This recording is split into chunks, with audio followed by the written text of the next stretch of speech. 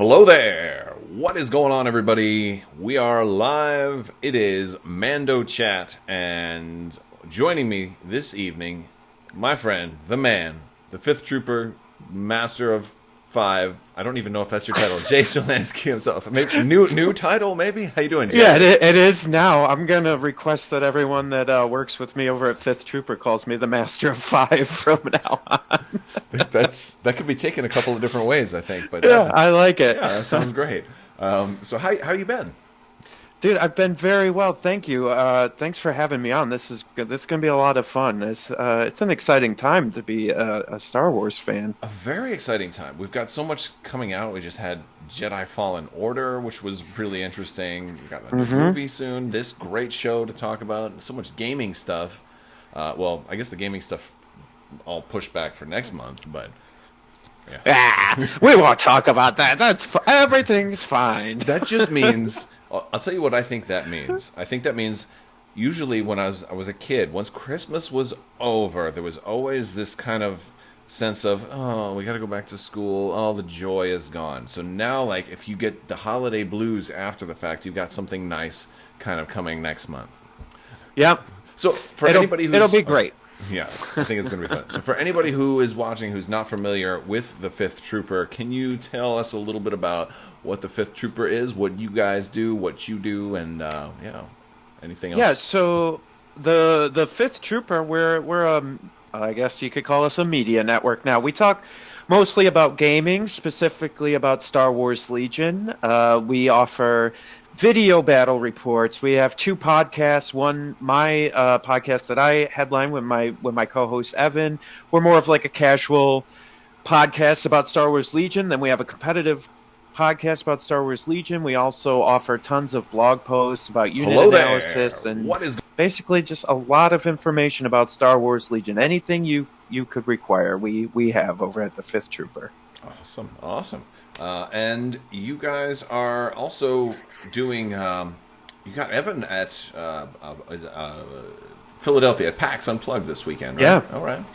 Yeah, and one of our other guys that writes for us, Mike Cirillo, he used to be part of Jedi Journal. They came over to Fifth Trooper. They were both repping at PAX Unplugged, and I heard some good things and that they had a great time. And you know, I was at PAX Unplugged last year. That's a great event, and I was a little disappointed I couldn't make it this year, but c'est la vie. Yeah, it happens. But as a result, you were available to hang out with me tonight. So I think this is the reason you didn't go. You're like, wait, I got to hang out with Tim. That's yeah, that's exactly what happened. Yeah, yep. Of course, yeah. Yep. And what's going on, everybody joining us in the chat? We are going to be talking about the Mandalorian. We'll be able to interact with you guys as well. We can take some of your questions, and I have to give out the hopefully obvious spoiler warning. We're going to be talking about Chapter 5. Now, I know last week there was a little typo when we first went live that I said Chapter 5. It was actually Chapter 4. No, I don't have insights into the future, but we are going to be talking about Chapter 5. Also, if you watch to the end of this, I am going to be doing one of the 12 Days of Life Day giveaway, and we're giving away a Mandalorian Pop today, so to one lucky subscriber. So that's cool. Yeah, if I forget, remind me in the chat, because that's going to happen towards the end once we finish talking about the episode. Okay, so what was this? This was Chapter 5, The Gunslinger. Yeah. Not my favorite episode. Although, granted, the show is awesome, so it's like, okay, you're like the cream of the crop. You're maybe like my least favorite piece of the cream, but it's still it's still a creamy show, right? So would you say, like, to quantify that, would you say you still enjoyed that over other TV shows still, even Absolutely. this episode? Okay. Absolutely. There was I guess you could say I had more criticisms and more things that I was less impressed with. So it's again, it's not a nag. It's more of just a nitpick or two, more so than in previous episodes. And, that's fair. Yeah. And maybe the shock or the wow factor was less here. And I think you can't have all A+ episodes. This one was like a strong B+ for me. Yeah. Maybe A-. I would agree with that. Yeah. But that's just kind of an overall feeling. So we kind of open up with a big star battle. Something X-wing players would probably really like. We get We get, what did we get there? Oh, I closed out of my thing. I can't see chat right now. That's lovely. But yeah, it's fine. We don't Everything's need fine. we don't need any of that. Yeah, I'll be right back. But yeah, so we get this star battle, and this guy is kind of stealing the Mando's lines, right? He's Oh yeah. he has a name. They gave him the name Riot Mar, and I always wonder when they give characters names. It's like, wait, is he gonna? Are they gonna show up again? You know. I don't know. Probably not that guy. Maybe not. Maybe like a prequel, or maybe he'll have like a son. And it's like, you killed my paw. I could see that, you know. But yeah, like he's now. One thing I thought was kind of cool about this little space battle. Well, there was I think two things that were pretty worth noting. Is like he steals the Mando's line. You know, I can bring you in warm or cold. But then, like, this ship he's flying, I thought maybe that we were going to get a better look at it, because I'm like, the X-Wing player in me is, like, kind of looking for this, like, saying, hey, is there something that we can, like, look for future ships? But I even went on, like, Wikipedia and everything. I couldn't find it. It looks kind of like almost like something out of Star Fox, like, you know. Yeah, it was really interesting. I thought there was something. Gosh, was it Clone Wars or Rebels? There was a pilot. Didn't he? Oh man, he like broke his foot or something, and he couldn't fly anymore. Like he's not allowed to fly anymore, and it almost seemed like it was him. Man, the name escapes me. It might have been, but yeah, no.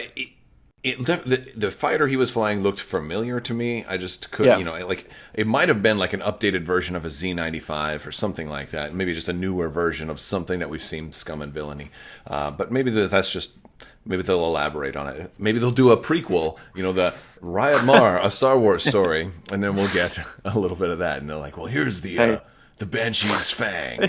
Yeah, you know. Yeah, or maybe we'll get like a flashback or something. There you go. That'd be nice. Maybe. He's like, here's how I go around stealing other people's catchphrases. It all started when I said, I don't know, I am your father to my son. You know. Yeah. And that didn't really work for me, so I've been searching for a new catchphrase ever since. And... But I think one of the things that I liked most about this episode, because even though I said I wasn't crazy about it, there were so many throwbacks, so much nostalgia. I'm more nostalgia in this episode than in any other episode. We see like that targeting computer during this dogfight is like straight out of like episode 4. Like Vader's kind of, it's like the exact same setup. It's beautiful. So I was like, that was kind of cool. And that was, I think, just the first of so many little things. Had they done this sooner, it might have seemed like pandering to the audience earlier. But I think you definitely couldn't do that episode 1 or 2, right? Because we'd be like, all right, we get it. It's Star Wars. Thank you. Exactly. You know? Exactly. They kind of did this thing like where it's like, all right, we're more than halfway through, because there's only 8 episodes for this, so we're more than halfway through now, and it's like, what are we gonna do? Like, we got to do all this stuff, but this is the time to put it in. I think it was a good time to kind of get there. So I liked that. You know, of course, Mando kind of pulls a classic breaking flyby move, you know, and takes this dude out. Yeah, he went full Maverick, right? Went Top Gun. Absolutely, did. Yeah. Negative Ghost Rider. He absolutely did that. So it was a pretty good opening. Kind of sets the stage. He's got to go to, and you know, he's got to go to Tatooine, and that was a really cool kind of like are we actually visiting a familiar location? You know, so it's another thing I like that the show does is not everything has to be all new. Not every alien has to be a new alien race. Not every planet has to be all new, which is I would agree with that. You know, something I was thinking about too is like this galaxy. I mean, it should be huge, right? Like it's a galaxy and maybe even a universe, right? Where all these creatures and people are traveling through. Sometimes it strikes me as odd, like a lot of these planets like Tatooine or Hoth, like they're all one thing or another. Do you know what I mean? Like, and it's odd sometimes to me when I think about it, because I'm like look at our planet, right? We're not one thing or the other. Like you live down south where it's very nice and warm and tropical, and I live up in the northern tundra where it's like Hoth up here half the time. So it's strange sometimes when I think about that, when you're like, okay, he's on Tatooine, so the whole planet's a desert. I guess that is the case in some of them. You'd think if the whole planet was a desert, then there would have to have been at least one major body of water, you know, for any kind of civilization, for life to have even kind of existed. And of course, I think it kind of boils down to, well, it's just easier for them to kind of do one set instead of Yes. like, let's go to Tatooine, but wait, we mustn't forget the polar ice caps. We got to do I demand reality in my science fiction. I demand it. when they turn on a lightsaber, I expect that beam to just go forever. That's right. Star Destroyers getting brought down from the sky because there's a Jedi on the planet. Yeah. So so I like that they're that they're back, and actually Tatooine is one of those few places we've seen more than one city. We've seen Mos Espa in episode 1. The pod race. We've seen Mos Eisley in episode 4, and they've certainly mentioned other places like Anchorhead and stuff. So like, it's funny. It seems like Tatooine is a bigger, more populated planet than Coruscant sometimes, because Coruscant really only ever see the capital basically. Yeah. So we have this firefight. He takes some damage. He has to land, and as soon as he starts coming down, everything looks familiar. You see this overhead shot of Mos Eisley in the distance, him landing. You see these pit droids, which are just awesome, like just straight out of. Well, I guess part of it was Phantom Menace, but also I think they were in the special edition of Episode 4. The same guys, like you could see them kind of walking in. And he sets the Baby Yoda down, and I'm like, I just love talking about Baby Yoda, because it's like every episode they try to make him cuter and cuter. Because they know the merchandise is coming out now. You can actually pre-order. Absolutely. I think it's supposed to come out May the 4th. I think this next May the 4th is going to be like, how many Baby Yoda merchandise can we force you to buy? But sure. Can we talk about how Mando's like the worst father ever, too? By the way, yeah, that is perfect. He's just like, let me put the baby down and then go off on an adventure. He's not gonna wake up. Go in the closet. You're asleep. You'll be fine. Yeah.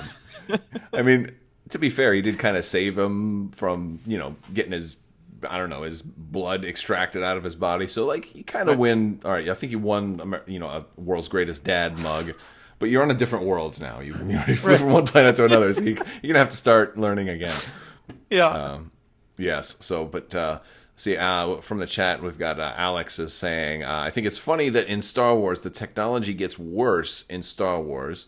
Where is the shield from KOTOR that would have been helpful for the clone troopers? Okay, well, there's a whole lot in there, but I think you are right. We see technology change, and I've always said that I think it's just as things are older, they become obsolete. I think there's a lot of lost knowledge in Star Wars too. Like if you go back to the Old Republic stuff, I think there were some things that may have been more advanced that simply the technology was lost over time. Mm-hmm. But I also think that when things are brand new, they're going to function better. I think like if you had a fresh off the shelf, B2 super battle droid, loaded with the latest programming and like freshly oiled up with WD-40 or whatever, he's going to outperform, something from 40 years later that's just happens to also be new. Yeah, but I wonder too, so there's a couple of things going on, right? Like you have a galactic war, even moving through the Civil War and even into the new movies. So maybe there's like a strain on resources. So like they're almost like required to kind of cut corners. I mean, you still see some new stuff like in the newer movies, not to go too hard into that, but you see some new weapons and resources in that. But even then, it's kind of like now, like if you look at us, like we still drive cars and use things from 30, 40 years ago because maybe we think they're cool, or maybe like a big metal like Impala from like 67 is gonna drive better and hold up better, and you can fix it easier than you can some of these new plastic computery cars. You know what I mean? So that's kind of how I always saw it. It was like, oh yeah, this is classic. This thing will hold up. I can do it. Like the Falcon, right? Yeah, it's still the best mamma jamma in the whole galaxy, and it's been like 40, 50 years. Yeah, it boils down to the love you give it, I think, and that's. But yeah, I think that's you kind of symbolize that in the rebellion, and like they have limited refund or resources. Look at what the rebels are flying. Like you take this Y-wing, probably one of the same Y-wings the clones flew in the Clone Wars, and like the game of X-wing kind of nails it. It makes them better. The older version is better. because it was new then. Right. Versus one that's kind of been broken down and the armor plating is gone, and it's actually not as good as the Clone Wars version, and I think that's what kind of symbolizes a lot of that. So we meet Amy Sedaris is playing this character named Peli Motto, and she's named in the credits too, but of course we don't, they don't say her name. Right. Yeah. So, they're all getting their own movie. That's what it is. It's like these are all the next spin-offs. Mandalorian is going to be such a huge success. You're going to have like an entire line of like Netflix-style shows. Riot Mar, the backstory, and when Riot met Peli, because maybe he was from Tatooine since the firefight, the firefight took place over. But I loved her. She was sassy and just there's something very, very funny about her, and I think her hairstyle really kind of captured that like late 70s, early 80s A New Hope kind of vibe. I don't know. Right. I felt that like they're tuning into the look and feel of the panache of everything that made episode 4, because like everything here was from episode 4. I felt like. Well, and she felt like somebody who would have like a little bit of heat stroke, like you're stuck on a planet like that for a long time, like fixing ships that are coming in. Like I think there's going to be something a little off about you. And your only friends are 3 little pit droids that you can play sabacc with. That's right. So she was. Just the way he's like, I don't want them near my ship. She's like, oh, you think that's best, do ya? I'm like her. Just, it was amazing. I thought she was like the funniest thing ever. It was, and I just love how they're doing that here. But so he gives her some Imperial credits. Again, I didn't think he had Imperial credits. I thought he wouldn't take those, but maybe he just had some left over and goes out in search of work. Mm-hmm. And I think one of the things you notice that Tatooine seems like it's a lot more barren now. Yeah. It seems like it was a lot more of a bustling hive of scum and villainy before, and I don't know if that's a good thing or a bad thing. Didn't they say something about like the bounty guild wasn't operating there anymore? So I wonder if this is not that far after Return of the Jedi, right? So I wonder with Jabba going down and stuff, maybe the guild, a lot of the work is not flowing through here anymore. Yeah, that could definitely be the case. You kind of got a hint on some of that from some of the books. There was this whole backstory about Boba Fett's armor, and that's how the sheriff was cleaning up his part of Tatooine, and he bought the armor, and I don't know. It just seems like, people now could actually pick this place to get away and to really disappear, since it was a lot less of wasn't really on the map. Right. And that's, I guess, what the takeaway here is with the death of Jabba. 2 things I think you noticed is that like the Imperial garrison that was here, like they put all those stormtroopers' heads on spikes. We saw that in the original trailer, but also it's a lot more barren. And he goes into the cantina. And you see that too, with hardly any people in there. And when we last saw it, droids weren't allowed to even go in, and now the droids are working behind the counter. Yes, that is very interesting. The whole droid prejudice thing I thought was really funny, because it made me really wonder if George Lucas had that much of a plan when he wrote that first line, or if it was just like if he just wanted to show casual racism, from a safe kind of way to do it in this backwoods world kind of. And I think that kind of works, but like the way that the prequels have kind of informed so many other things, like that scene is pretty interesting. Yeah. So we go back, we get to see our mechanic, Peli Motto, playing some sabacc, and then all of a sudden Baby Yoda kind of wakes up and starts walking out. He's so darn cute. He's got like the one ear down, the one ear up, and he's just like a little... He reminds me of like a teenager who just woke up. He's like, what? What are we doing? Yeah. No, I didn't clean my room. I just woke up. But yeah, an interesting thing happens here, because she seemed like she was a little bit sassy, a little gruff. And like when she picks him up, she's just like smitten instantly. Like, yeah, it makes me wonder, like, if Baby Yoda just brings out the goodness in people. Let me ask you this: speculation territory. Are you ready? Okay. Because he seems to be doing this with everyone he meets, right? The Mando, like all these rough and gruff people seem the scientist, The right? scientist for From sure. Yeah, absolutely. right? Like all these people are kind of turning towards this baby. Maybe he has a force power that Well, kind of a new changes, power. like gets people, yeah, We to know he like can certainly maybe pick up, you know, well, right, he has yeah, that force power, yeah. but maybe he has a power that like gets people to like him. It's just he's got like an empathy. He's got a yeah. Yeah, That would be pretty cool, wouldn't? I mean, they're doing new force powers all the time, right? So like sure, Luke with the force projection. I mean, sometimes they're pulling stuff out of Legends too, but I sure. don't know if there was anything from Legends that kind of deals with emotion. So Just a, Pin just a thought. Monkey from the chat says passive mind manipulation. The power, Ooh, yeah. I mean, it could be something yeah, like that. You know, I wonder how it will work against somebody who's not weak minded. You right. know, we know that you know the kind of our biggest main villain so far, Werner Herzog's character, the guy who gave him the job at the beginning, didn't really interact with the child. He kind of Right. looked at him, but then we was like, "You guys take him." You know, so he wasn't. Yeah. I don't think he touched him. So it might be that you have to touch him because Maybe. we know who all would have touched him, right? She obviously did. The Mando obviously did. Yeah. And the doctor obviously had to.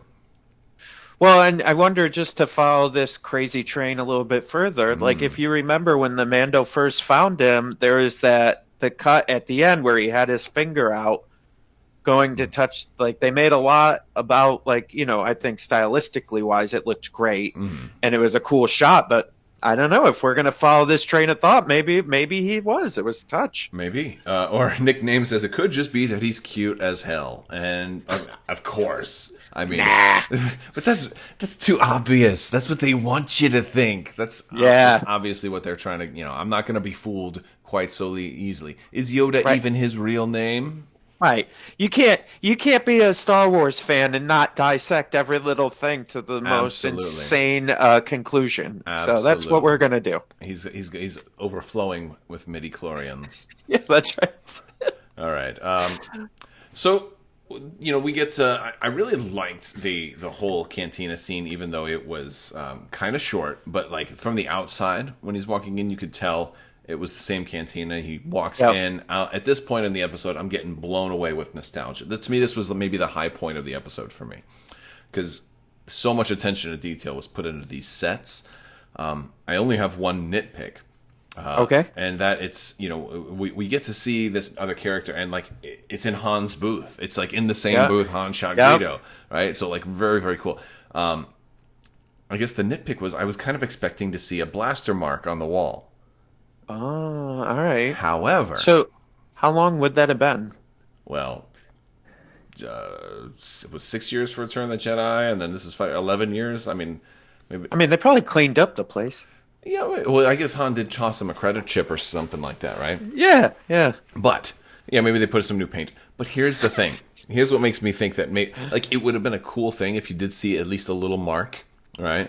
Because Yeah. I mean, a blaster bolt kind of goes in there. Should like not just mess the paint. Like if that was what That's fair. If Greedo was just firing something that was going to take paint off, then he was ill prepared to be a bounty hunter. You got to be able to, take flesh and bone out. But in the original version of Star Wars, before THX, before George started changing things, Greedo never shot. Right. So at first it was Han shot, and then there's like what was this, the special edition where they like had Greedo shoot first, and then Han shot second, and then people started, well, no, Han shot first, and it's like, well, no, it's not just that Han shot first; it's that Greedo never shot. Right. And then they changed it to make Han shoot first, and then Greedo shoots like almost simultaneously, but then right after. And now they started with the McClunky nonsense. So that's just the scene that's always going to keep getting changed. But Yeah, why not? But maybe that was Jon Favreau saying, we're not putting a blaster bulk here because Yeah. Greedo never even shot. We know the truth. So Maybe they just want us to question everything, maybe that's what they want us to think. But yes, so we get to meet this new bounty hunter, Toro Calican, played by Jake Hannibal. This is where the episode starts to go downhill for me. Not downhill Okay. very far, but I just did not Okay. like this guy. did not like this guy. He was about as likable as Anakin was in episode Yeah. 2. Did you feel like his acting was a little off? Oh, unless he was trying to act like Anakin. I didn't feel like he felt like he Yeah. should have been acting in a different show. Yeah. Like everyone else, like the woman was really great. Mando, of course, is amazing. Like everyone else is really good.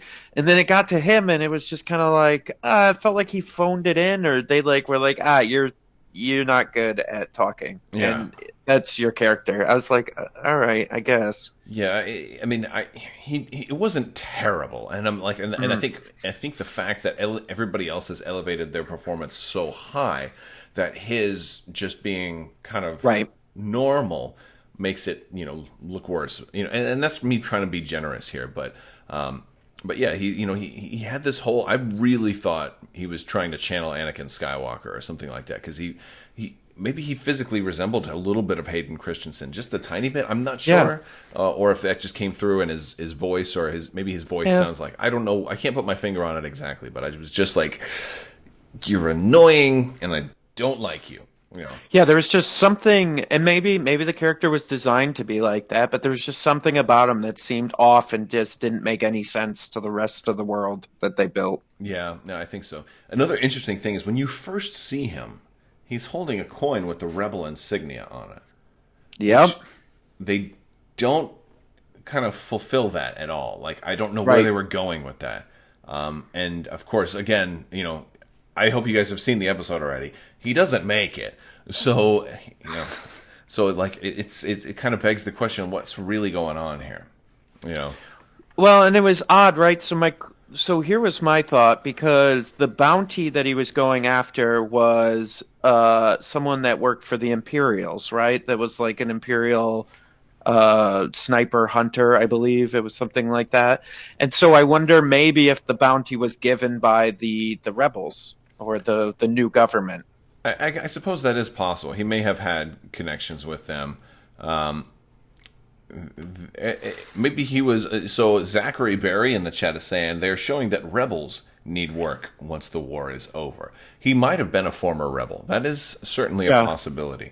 Oh, right, because they had what's her name? Cara Dune. Yeah, from earlier, right? Yes. Because she was like, all right, I don't want to do this anymore. I got to go find something else to do. Yeah, that's interesting. Yeah, that's entirely a possibility. It might have been. I don't know. I think this might have been one of those things where I would have liked to have seen the longer, like the uncut version before they trimmed it down, because there might have been some more exposition into that they just didn't have time for. Which, I mean, it was only a half an hour episode, so like, Yeah, this one seemed shorter. It didn't was. It? It was real short. It's okay. Yeah. I'm okay with the length because Yeah. most of them, even the short ones, like there's so much there you can go back. I watched this one 3 times, and like I'm still like picking up little things. So this is just such a quality show. Even this being maybe my least favorite episode so far, still a quality show worth going back and rewatching. And I don't usually do that. It must be because me ask you- it's Star Wars. Since we're talking about the quality of his acting, I wanted to ask you this too. Did you feel like the quality of the effects was a little bit lower in this episode? Like the droids, the ships, like things just seemed a little bit off in this episode, where I didn't, maybe because they didn't have as many effects, but I didn't really notice it in the other ones as much as I noticed it in this one, where I was like, I guess. A few of them came off a little bit light. I didn't think they were bad, but maybe, now that you mention it, because I did notice some things that I thought those were by design. So like you have this like lobster guy at the bar who kind of looked like the Flarm Scissor Punch from Solo: A Star Wars Story or something. Like I'm probably getting the name wrong, but like you had basically some of the aliens in the cantina were clearly puppets and not CGI. And I thought that was by design because again they're going for nostalgia. So let's do some classic level effects here. I thought that was totally appropriate and I enjoyed that. But I think the first time you see, like it, Therm Scissor Punch. Thank you, Nerf Herder. But yeah, you see like when they're on those swoop bikes a little bit later on, there's like little parts that just don't look as good. I think the Tusken Raiders didn't look, like maybe it was their I don't know, they looked too clean, or like they looked like, Yeah. what am I gonna do with my hands? How would a like in the middle of the scene he was like, how should a sand person stand? You know? Right. Yeah. Well, and then even like the pit droids were, I don't know that I get that they were, 3D and CGI, and they had to be, I suppose. But they just felt like odd. Like it just was a little odd in like the way they were formatted in the scene, and I was just kind of like, all right. I mean, we can afford all this other stuff in these other episodes, but it just to me, and maybe I'm being overly picky, but I was just like, did we run out of money here? They Are may we have. Yeah, are we saving it for the last three episodes? They're saving What's it for going Baby on? Yoda, I think.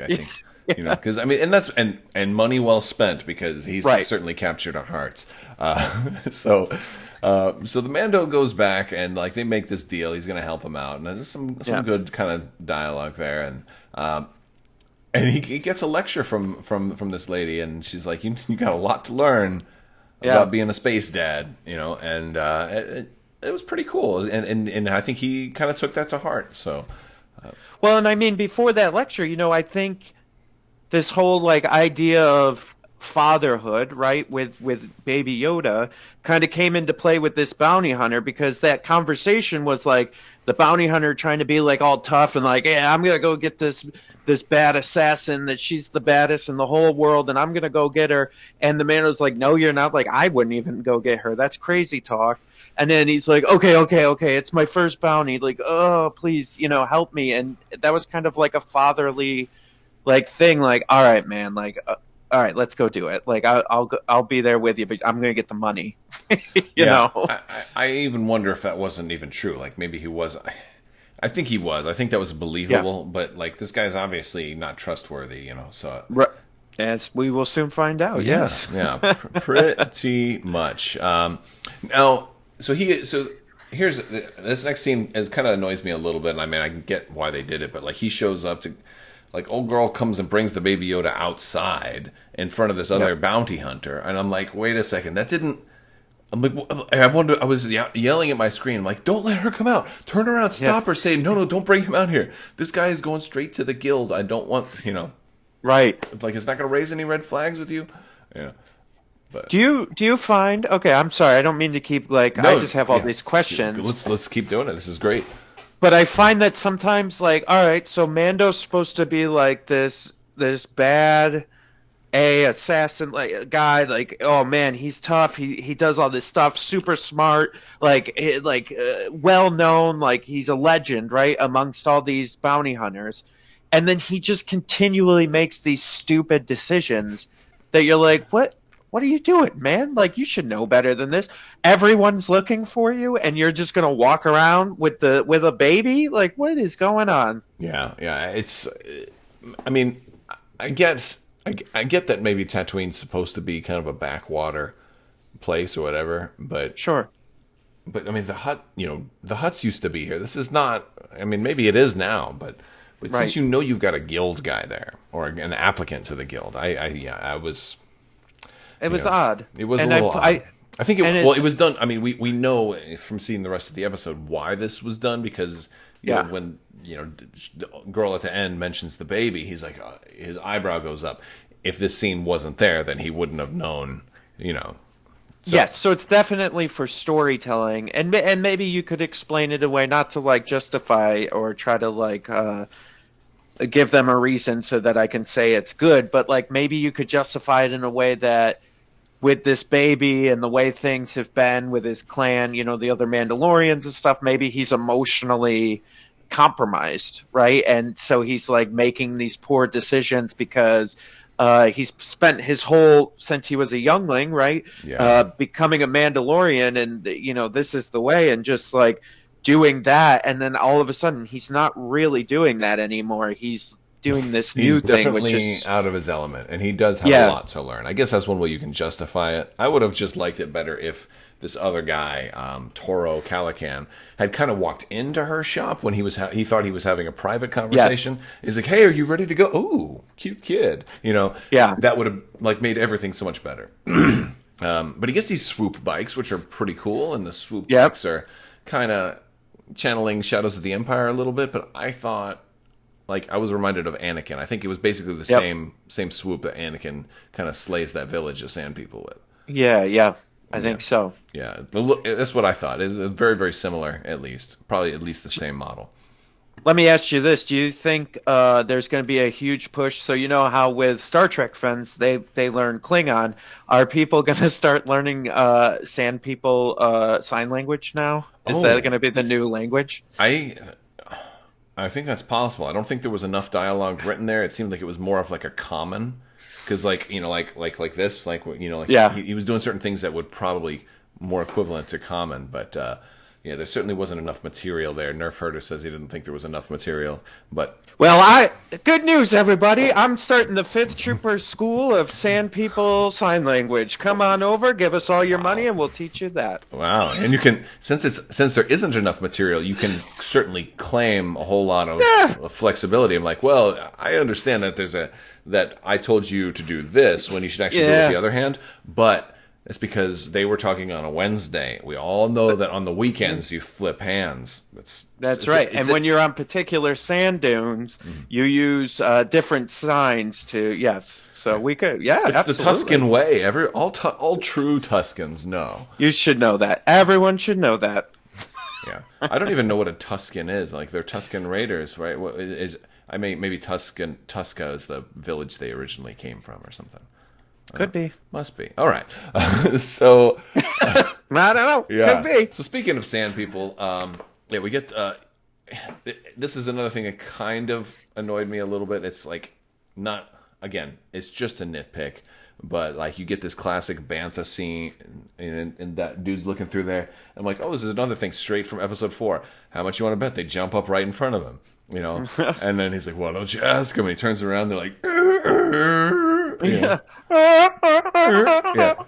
But they didn't, like, it was just so awkward. Like that scene, like, maybe it's because you're not used to seeing them like in close up in HD. It's like my first time seeing sand people in 4K, and I'm like, okay, like the one guy was like holding the rifle like this way, and then another guy's like got both hands like right next to each other on the gaffy stick. I'm like, no, it's a longer weapon. You'd want them spaced. You can't swing it like that. You gotta, minor. I mean, again, this is the level of nitpicking we're going into, right? But sure. Well, and it seemed awkward. Like they were all on Prozac, like it was Tuscan rated Prozac. They're like, nah, we're chill now. Like I know, like in the last 6 movies you guys have seen, we just basically killed everyone we saw, but it's cool now. We're all cool. Everything's cool now. Last time we ambushed somebody out here, we heard this crate dragon howl, and this crazy old space wizard that can apparently summon crate dragons came after us, and that was the last straw. After another space wizard killed like the entire village that was out here. So we've been taking these little pills now. Everybody's chill. It's all good. we're just trying to be like a kinder, more gentler sand people, and we prefer Tuscan Raiders. Don't call us sand people. It's so more like speciesist. Tuscan walkers. We don't really raid anymore. That's children of the sun. Yeah, that's right. Yeah. Oh my goodness. All right, so let's see here. All right, we're gonna keep going. And this is interesting. This is interesting. From Chaos Assassin says Boba Fett was on Tatooine, and they noticed that the Mando looked similar. So maybe they thought he was the same person. So that's why they were a little more cautious in their approach.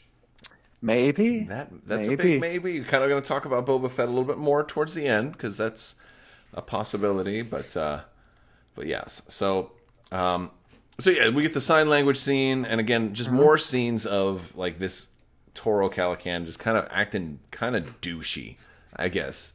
I guess that's the best word to describe him. Just a total douche. You know what he reminded me of? So I have kids. Our oldest is 14. He reminded me of our 14-year-old. Because he's like this douchey teenager, like trying to prove how cool he is to all like the grown-ups in the room, right? Like kids do that. They try to be like part of, especially in that, and when you're a boy trying to become a man, right? Like there's Yeah. this weird span where you're like, Puffing out the chest. yeah, yeah, and you're just like, oh, I could do that. I'm gonna talk like a big boy with the adults now, and and the adults are like, listen, why don't you go sit at the kids' table? We'll talk after dinner, and It's not that's fair. kind of the Yeah. I hate you, Dad. That's kind of the relationship that I was getting there. You'll see, I'm going to be a legend someday. Yeah, I'll be way better than you. Yeah. All right. Oh, yeah, no, that was definitely this kid, which was the same thing as Anakin, really. Yeah. Like, just trying to, and that was, I think that one of the biggest problems with the prequels is that at the time, Hayden Christensen's performance was a little bit douchey, and Yeah. and maybe it was the writing. I mean, look, we know Natalie Portman's a phenomenally good actress, but her dialogue was also kind of bad. Yeah. I will not condone a course of action that will lead our people to war. I'm like, You're breaking my heart. who dies of a broken heart when you got 2 children to raise? Yeah. Anyway, Yeah. it's okay. It's just nitpicks. It's just keep it down. Push it down, Tim. Push it down until we can't Everything will see be it okay. anymore. It's all right, buddy. It'll go It's just away. a TV show. It'll go Relax. It'll go away. All right, so we get to a dewback, which is pretty fun. I loved seeing the dewback, especially after Yep. we just got dewbacks in Legion, and they've been fun. Yes. I'm wondering how many people have already kind of decided they're going to try and get another one, and with their stormtrooper kind of dead on the base. I mean, I was a little disappointed in our. At first, I really loved the sculpts that we got for Legion, but then when I saw this one and noticed there was fur on him, I was left disappointed. What we have on the sculpts for Legion? It's at the top. It's like along the spinal Yeah, cord. but on his, it almost came all the way to like the top of his head. I don't know if you saw that. It was Oh like, yeah, he did. It's longer. I thought that was Yeah. like tree moss oh, from I all thought of it was the fur. trees. And I want my dewback to have a mohawk now, so that's where that led me. That's a cool idea, Jay. That's a Yeah, really and then cool like idea. a spike necklace on him, Punk like rock dewback. Yeah. Punk rocker. I don't know. I don't know. That sounds like a pretty good. Yeah. Yeah, so some people in the chat. There's fur on the Legion one, but yeah, he has more. You can even see it in this picture that I have up there. You can see it kind of hanging. It's like hanging over to one side. He's kind of got like the Karen, can I talk to your manager haircut a little bit. he's like the emo dewback. He didn't want to live with the other dewbacks because they're just not cool enough, and he's like, guys, I don't want to be in the Suns anymore. I just Eeyore. want to be my own dewback. And then he wandered the desert.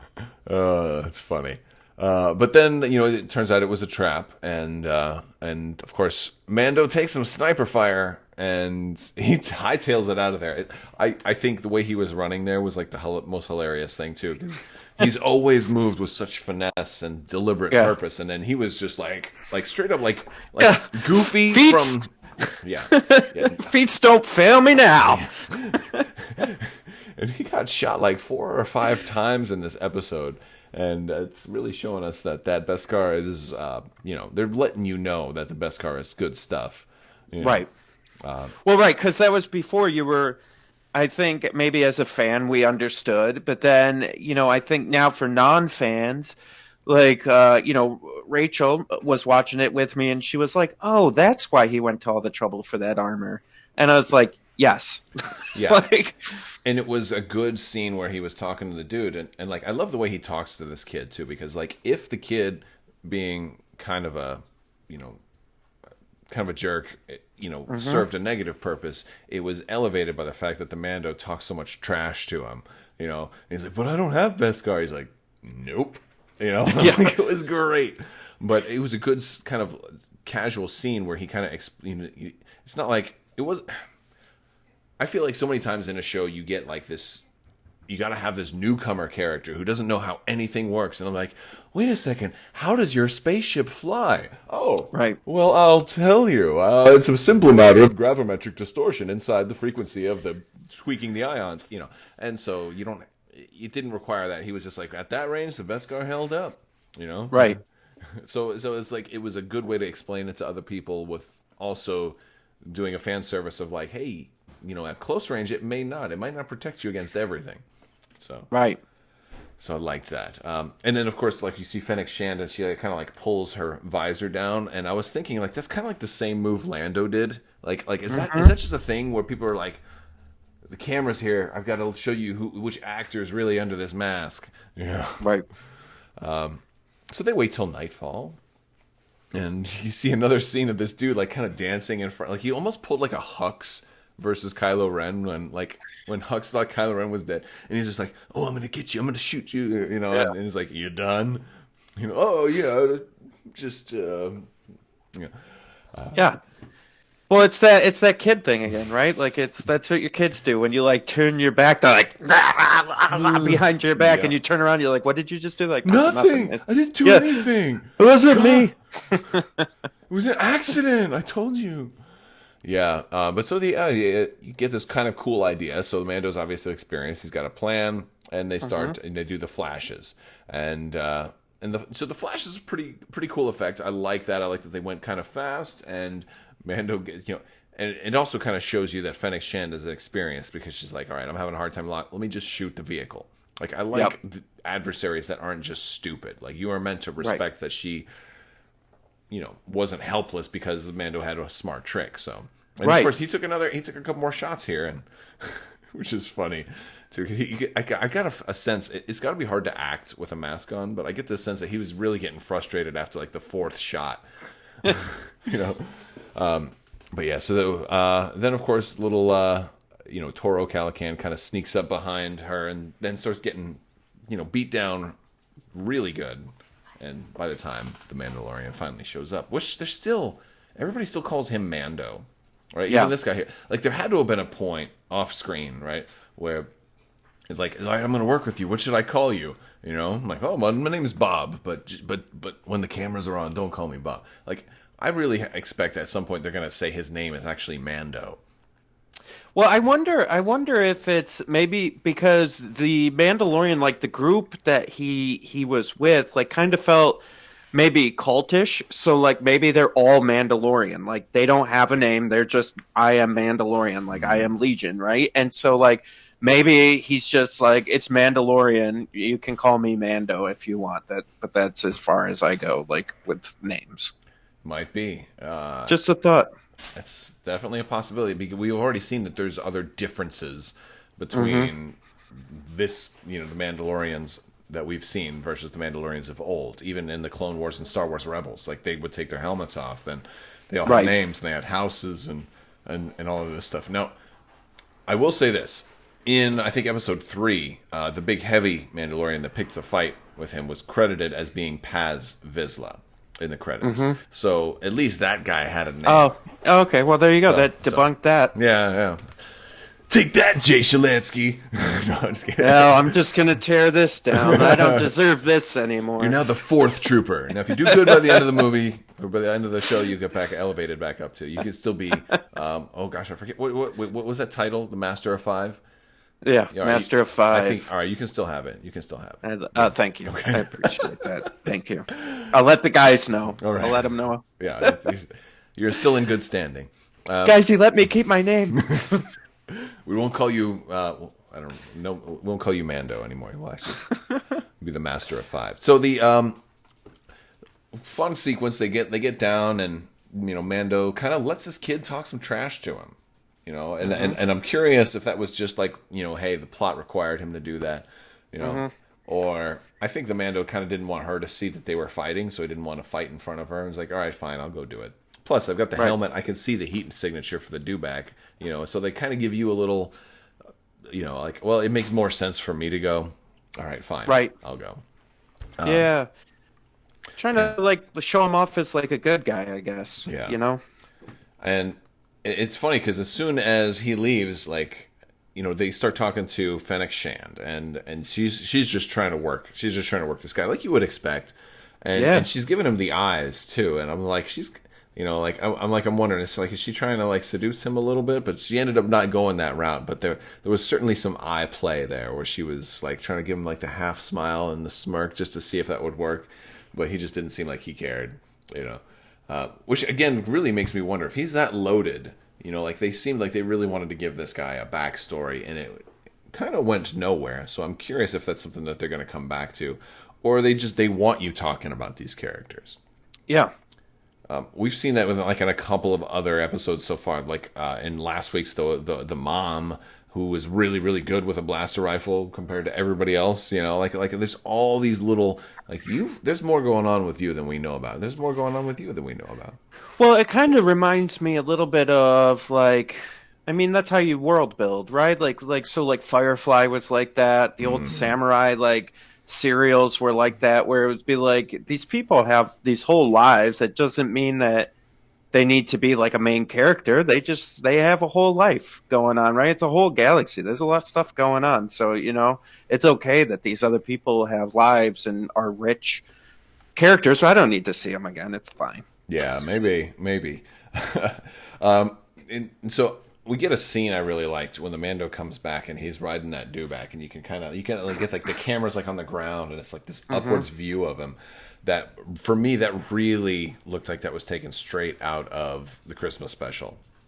I don't know if you've ever seen the Christmas special, but like the first time we ever see Boba Fett, he is riding like this giant like ocean dinosaur thing, and he was trying to capture like Han Solo and Luke Skywalker, and he shows up on this thing and he's like whacking it with his rifle, and he's like, "You there? What are you doing here? My name is Boba Fett." It's really funny, but it was like so much of the old stuff has inspired a lot of this new stuff. So that's like this shot, I feel like it was very artistically done, and you do see that, like you still see the black scoring on the Beskar. So I'm curious if he'll have to replace it at some point. Like if he gets shot enough times, is it going to wear out, or can he kind of just buff that out when if next episode, if he's still going to have it?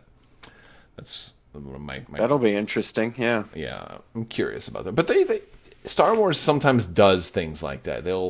I know in Star Wars Rebels, like when after Kanan, Nezra fought Darth Vader for the first time, like Kanan had like that slash through his shoulder pauldron for the rest of the series. Like that mark of Vader. So like little things like that will, can manage to persist, which are really cool. So he gets back, and it's like just a classic trope of like, I've got your kid and your girl, and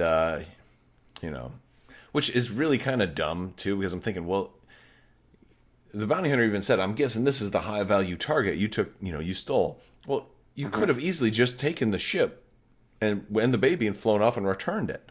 Right. I mean, if you were trying to become a legend, how about being the guy that returned like the most valuable thing? Right. You took his ship and the baby, and you marooned him on Tatooine. Now he's stuck on Tatooine. I know where he is. Yeah. Right. Yeah. It wouldn't have been that hard. I mean, ask people, have you seen a guy in shiny armor around here, a Mandalorian? They're all going to know where he's at. Yeah, but I mean, I think we've already proven in this episode that he's an idiot, that kid. Yeah. So he is. Although we do get some justification from the audience. JJ says the ship probably had a lock. I'm like, okay, that actually makes a lot of sense if you think about it, because like how many times has he just left his ship kind of unattended, open? Yeah, and nothing bad happens. Well, remember when all the Jawas took it apart? Yeah, some bad stuff happens. I guess they didn't care about it. They probably left the lock on there. They just took everything out. Well, just leave the chain on. We just need the seat and the handlebars and the. Yeah, and we know there's. It would have been so funny if we ran into the Jawas on Tatooine and he would have like disintegrated a few just for good measure. That would have been funny. Yeah, that would have been good. It would have been great. Yeah. So. Let's see. Some people asking about the whistling birds. Yeah, that was that was that multi-target thing he had in episode 2, or episode 2 or no episode 3. Anyway, I think he expended all of those. I think he probably still has a few more, but yeah, it's a rare weapon.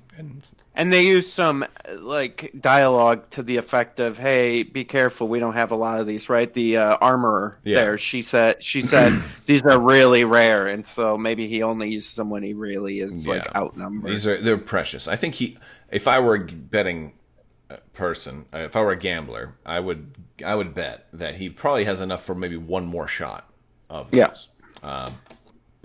But I think if they do that, also they're going to have some way of letting the audience know that he's all out. Like they do a good job of telling you, like when his flamethrower is running out of fuel, it's like like, and they're telling you, hey, he can't use that anymore. And I don't know if they, that dialogue was meant to say that this was the only shot he was going to get, or or if he still got it. I hope he can get that restocked because that's a cool weapon. Yeah. So he's got the classic, I'm going to blind him, and and old girl goes to cuff him, and he shows her the thing behind his head, which is pretty smart, and he's shows that he's looking out for her too. It's like, hey, basically cover your eyes, and it works, and he steps to the side and shoots this guy, and I was just like, oh well, that was kind of expected. Okay, so yeah, it's kind of like a big build up to like, oh well, I'm just going to shoot you, so. I was expecting a little more out of that conclusion, and so it kind of ended I thought ended in a very boring way. He takes a pack of credits, he dumps a bunch of credits in her hand, and have you ever played Outer Rim? I have not, no. Okay, well, Outer Rim has credit chips, and it's got like 10,000, 5,000, and 1,000.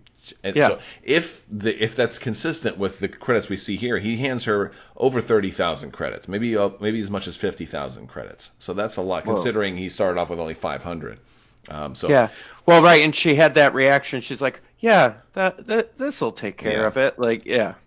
So I think that was a significant amount. So she's going to be an ally. So if he ever goes back, she's obviously. And so I like that, like every episode so far, he's making a friend. I feel like this show has got the potential to build up to like an Avengers style episode where you see the greatest hits, Sure. I mean, granted, she's not necessarily an Avenger, but Cara Dune and IG-11 could come in and help him kick some butt. Now, that would be really cool.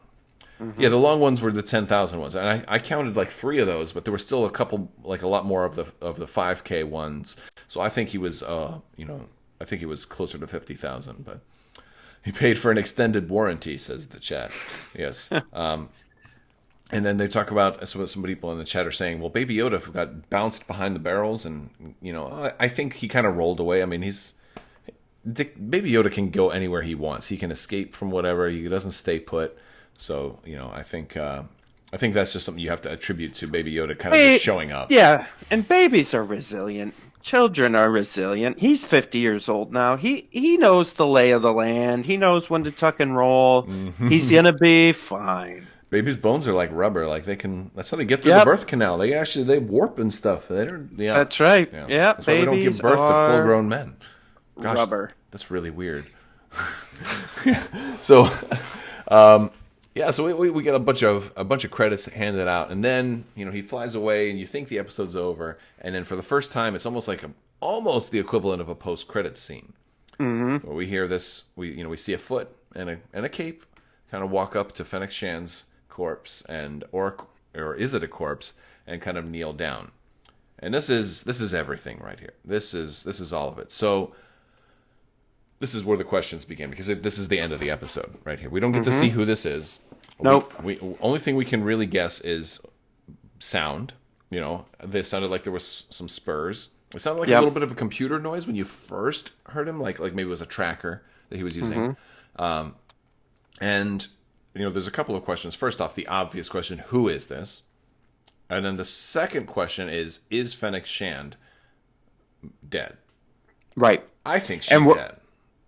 Yeah, were they tracking her, or were they tracking something else is the other question too, right?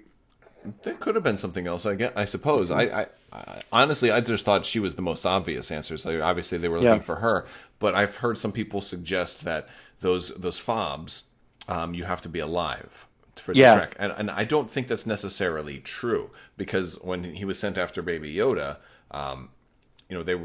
they didn't seem to care if he was alive or not. So I think even if they needed the DNA. So I think your DNA doesn't care if you're alive or dead, or maybe if you're recently dead, it still picks it up. Before your body is decayed. I don't think if she's dead, I don't think she's been dead long enough for that DNA based tracker not to work. So that's my guess. But I see some people thinking that he's Boba Fett, some people thinking that he's Carl Weathers, Grief Karga from the first couple of episodes. I think those are both good guesses.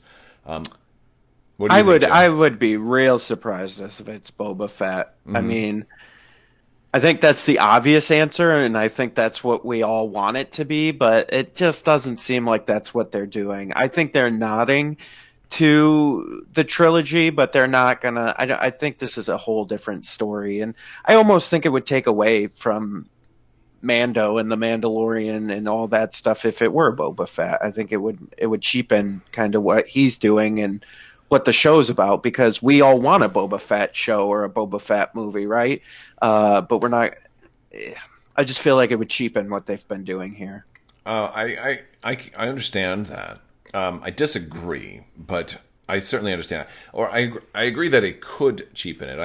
I guess my point is it would depend on how it's done. Yeah. I've said it in a couple of episodes before, but my hope was that we would eventually see him. I think you have to include Boba Fett in this show at some point. I thought he was going to be the bounty in the first episode. Before because I managed to watch the first episode before spoilers hit. Because I think you also are targeting this show not just to hardcore Star Wars fans, but to anybody. And so a Yeah. lot of people will say, "Oh, the Mandalorian, isn't that Boba Fett?" There's a lot of people who would Right. just associate the two because hey, the helmets look the same. So Mm-hmm. at some point, you probably have to address that for the audience. You're going to have to talk about Boba Fett at least. You're going to have to Mm-hmm. mention it at some point. And so to say, hey, no, that's not Boba Fett. This guy's Boba Fett. Also, I think you need to answer the questions of was Boba Fett actually, and Jango Fett for that matter, Mandalorians? Because I don't. it I thought was that they weren't right because didn't Django Fett say he was from a different planet in Attack of the Clones? like I'm pretty sure. Lucas had said that they weren't Mandalorians, that like they stole their armor or something like that. So Yeah. I guess it really depends on how they want to define Mandalorian now, and how what being a Mandalorian means, because we know that definition has been through multiple revisions through based on Yeah. history, whether or not you were during like the Galactic Civil War, whether you were one of those, Concord Dawn protectors, or one of the people allied with the Empire, or one of Sabine's crew, Mandalorian, or maybe you were before the Clone Wars and you actually lived on Mandalore and you weren't even a fighter. Maybe you were just a citizen of Mandalore, or you were Death Watch, or, Yeah, and I think it's interesting. I mean, I guess to walk back to your point, it is a little odd because this is only a few handful of years after Return of the Jedi and Boba Fett being such a huge bounty hunter. You would think if he's running in these guilds, these bounty hunter guilds, at some point someone would be like, "Hey, are you like any relation to that dude that used to like mess everybody up like 5 or 6 years ago?" You yeah, know? exactly. It would be nice if there was at least that mention. I think you're going to have to do that at some point. But some interesting people. Some people thinking maybe it was Fen Rao. So maybe we're going to see a different Mandalorian, a different well-known or lesser-known Mandalorian. But I think you want this show to appeal to the fair weather fans as well, and I think that's why Boba Fett is more likely. But I think there's also a really good chance it would be Grief Karga, because I think we expect to see Carl Weathers show up again at some point. But Sure. I I really like the idea of it being Boba Fett for multiple reasons. For one, in the Aftermath books, there's a couple of interlude stories about this sheriff on Tatooine that buys Boba Fett's armor from these Jawas, and they don't say it's Boba Fett's armor, but they describe it perfectly. And obviously, if it wasn't his armor, there'd be no reason to talk about it because the stories are only about the armor. So the implication is that Boba Fett escaped and somehow parted ways with his armor, whether it was through maybe he was unconscious and it was stolen, maybe he had to sell it because he had lost everything, who knows. But so I'm curious as to what happened there. Most backstory I'm not as worried about, but I'm curious about that, and I think this is a great opportunity for them to answer that. Also, it looked like he was wearing black, and so that it would be a great opportunity for them to address why he doesn't have his armor anymore.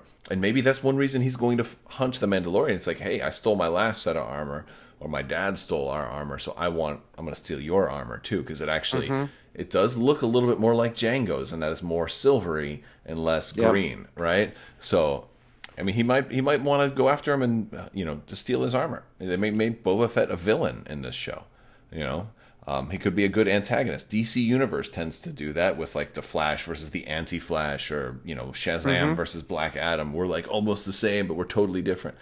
I could see that being a thing, and it really depends. I think the most important thing though is that they didn't do Boba Fett right away. Yeah, I understand what you're saying. I disagree, but that's okay. This is your thing. You're allowed to. You are the master of five. You're allowed. No, I'm you're just allowed listen. You're allowed 5 disagreements, and this is. I'm not going to argue with you. I'm just going to shake my head. I'm on your channel. It's okay. No, I see what you're. I totally see what you're saying. Originally, I thought it would have been a little bit too much to take away from what the Mando's doing, because you don't want Boba Fett to come in, and now all of a sudden people are like, "Did you see the show? It's got Boba Fett in it." And then, but by waiting. By this point, I thought they were going to include him naturally, but I originally thought it wouldn't be until like either the season finale of season 1, or more likely season 2's season finale to set up like the season 3 where they answer the questions about Boba Fett. Because by that point, you would have had multiple seasons where he totally established himself, and now you've got all your world building done. Same way they did Darth Maul in Star Wars Rebels. Clone Wars, where you have enough time to establish these characters that you want people to care about. Then you bring in some all-stars, and you could even do. Darth Maul again in a controversial part of the Star Wars universe, but in Solo, where hey, for those of you who haven't watched Solo yet, close your earmuffs. But at the end, Darth Maul shows up in that hologram as the head of Crimson Dawn. And so, I think, maybe there's an opportunity there. Let's say, just to speculate forward here, let's say the Mandalorian saves this baby and at the end of the season, I don't know, they fly off again onto more adventures, and whoever's looking for him is all right, we need a Mandalorian to hunt a Mandalorian, and then that's when they hire Boba Fett, and they're like, it's a good thing you survived that pit, and then send him off to go get him. It's definitely a thing. I could see them doing that. I always thought that we'd see at the season finale or whenever they want to introduce him, they just show the face, and it's Tamira Morrison, and so then. During the off season, since maybe that's the last thing you see after the season finale. Hey, we beat the bad guy, we saved the baby, whatever. Oh, let's go get a drink. And then this guy turns over at a bar and looks at him, and then it drops. And then the whole off season, everybody's like, was that a clone? Was that Was that Boba Fett? Because we know this, or maybe it was the son of a clone who just inherited his. So there's a whole lot of speculation. It fuels the entire off season, and then when that trailer comes out, it answers some questions and gives us even more. But doing it here, if this is Boba Fett, is a little bit of a strange placement, because I didn't expect him to. Either you were going to do him right at the beginning, or at the very, very end. Here, you're on the latter half of the season, but they may not even pay this one forward. This may be the only thing we see of this.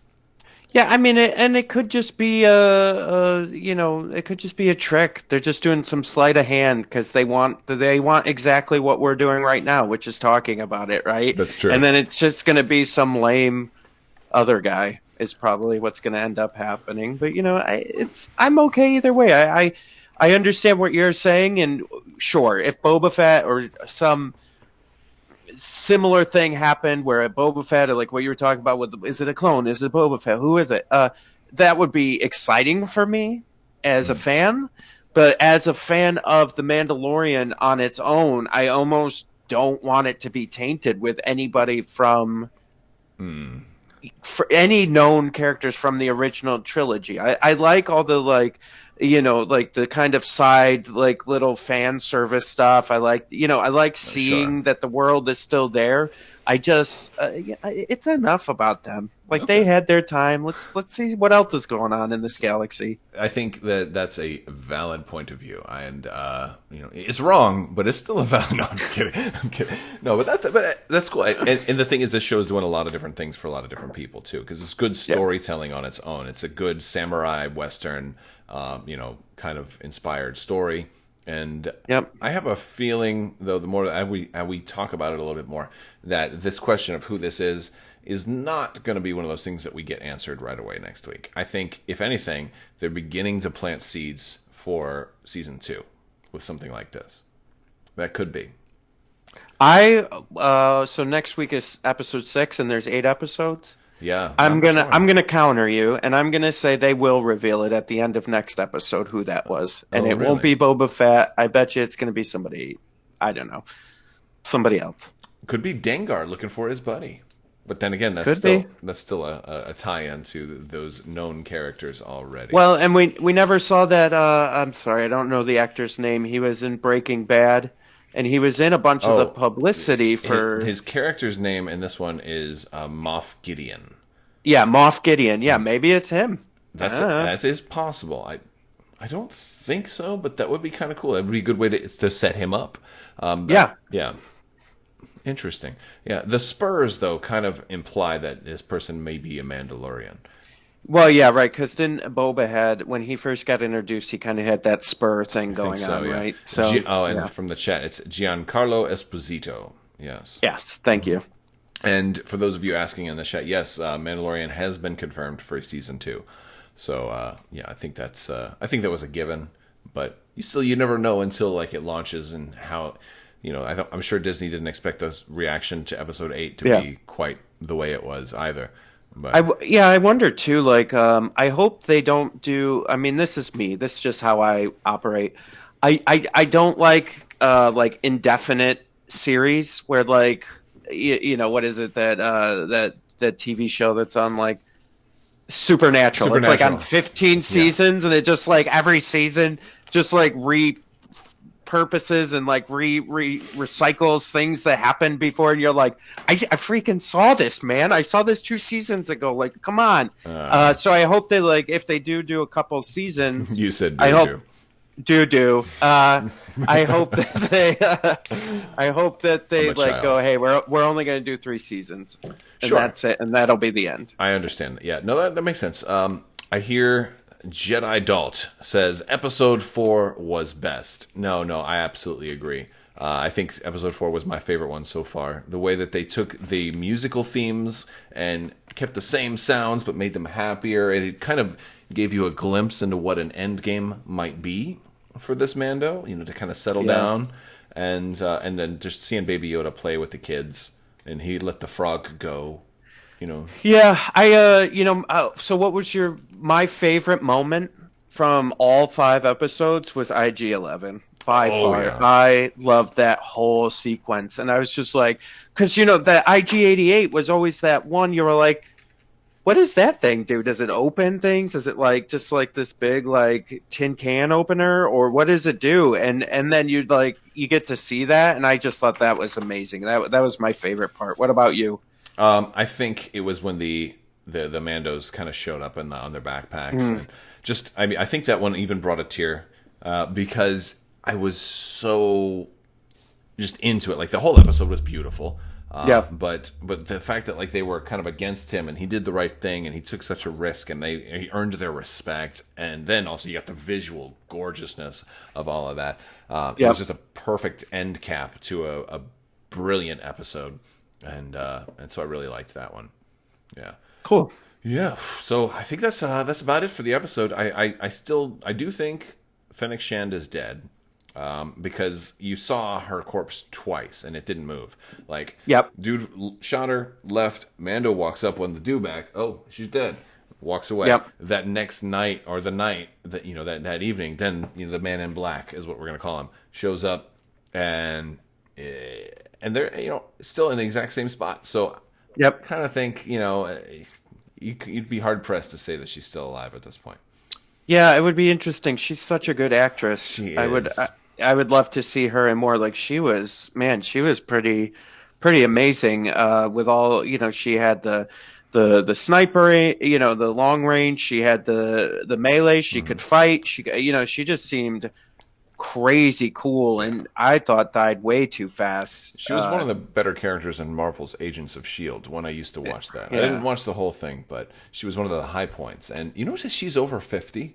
And that's crazy. She's I tell you, my wife and I were watching Saturday Night Live, and J-Lo was hosting.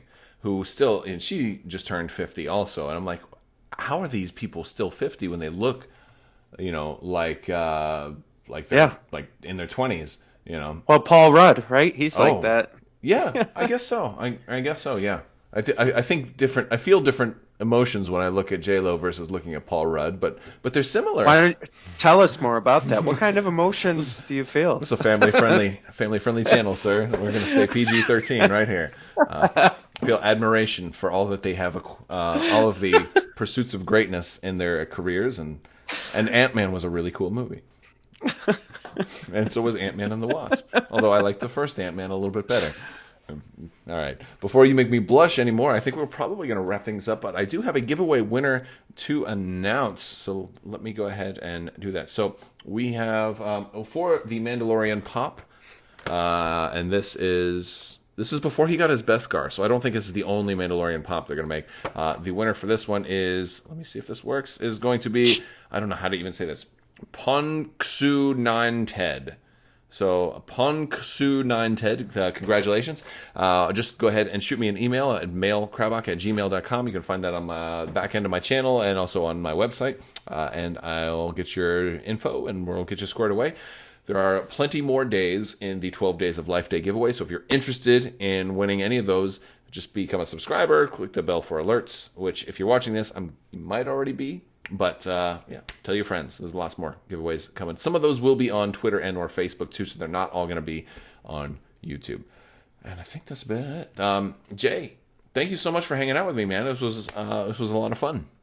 Yeah, it was my pleasure. Thank you so much for having me. This was a lot of fun. Good. It's a little change up from the normal gaming stuff, but there's, I think, a lot of gaming implications that come out of this show. I think by the end of this show, we're all going to be kicking at FFG's doors, saying, "Where is our Mandalorian faction?" I think a lot of people are doing that already, but. Yeah, I think once we have a little space between the 8 episodes and we've given people enough time to watch it, we may start talking about that on the podcast. So, yeah, very, very happy. All right. Well, thank you so much. And thank you guys all for tuning in. And we will see you guys later. And also, big thanks to patrons on Patreon. You guys are amazing. So thank you all so much. And happy holidays. And as always, have a great day.